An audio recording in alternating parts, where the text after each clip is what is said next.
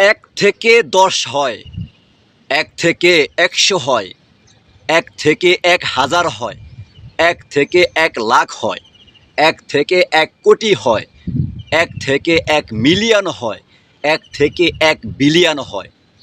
তাই একটা ভালো কাজ করুন, একটা নেকির কাজ করুন, একটা সত্য কথা বলুন, একটা উপকার করুন, একটা আল্লাহর রাজি সন্তুষ্টি করার জন্য ভালো কাজ করুন, একটা গুনাহ থেকে দূরে থাকুন, একটা অপরাধ করা থেকে দূরে থাকুন, একটা মিথ্যা কথা বলা থেকে দূরে থাকুন, একটা অন্যায় কাজ থেকে দূরে থাকুন।